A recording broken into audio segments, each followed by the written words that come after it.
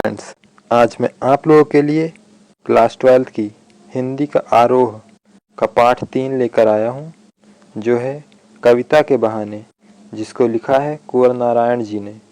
कुंवर नारायण का जन्म 19 सितंबर सन 1927 को उत्तर प्रदेश के फैजाबाद जिले में हुआ। उन्होंने लखनऊ विश्वविद्यालय से अंग्रेजी में एमए किया। इनकी प्रमुख रचनाएं: कुंवर नारायण ने कविता, चिंतापरन लेख, कहानियाँ, सिनेमा तथा अन्य कलाओं पर समीक्षाएं भी लिखी, इसलिए वे विविधमुखी साहित्यकार माने जाते हैं। उनके काव्य संग्रह चक्रव्यूह, परिवेश, हम तुम, आमने सामने और कहानी संग्रह आकारों के आसपास। तो आइए अपनी कविता देखते हैं, कविता के बहाने। इसका पहला मैं पैरा पढ़ूंगा, फिर उसका भावार्थ आप लोगों को समझाऊंगा। तो पहला देखते हैं, आइए। कविता एक उड़ान है चिड़िया के बहाने, कविता की उड़ान भला चिड़िया क्या जाने, बाहर भीतर इस घर उस घर, कविता के पंख लगा उड़ने के माने, चिड़िया क्या जाने। अर्थात कवि के अनुसार कविता की रचना के समय एक कवि का मन चिड़िया के समान उड़ान भरने लग जाता है। कभी भी उसके मन की एक उड़ान ही है, किंतु इन दोनों में अंतर यह है कि चिड़िया उस कवि द्वारा रचित कविता की काल्पनिक उड़ान को नहीं समझ पाती है। कवि का हृदय इस समय किसी भी विषय के बाहर और भीतर की गहराई में खो जाता है।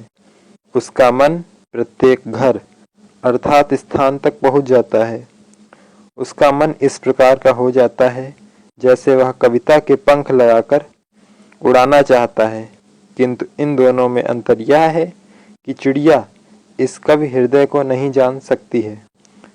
तो आइए हम इसको दूसरे पैरा की तरफ बढ़ते हैं, जो कि है कविता एक खिलना है फूलों के बहाने, कविता का खिलना भला फूल क्या जाने, बाहर भीतर इस घर उस घर, बिना मुरझाए महकने के माने, फूल क्या जाने। कविता एक खेल है बच्चों के बहाने, बाहर भीतर यह घर वह घर, सब घर एक कर देने के माने, बच्चा ही जाने।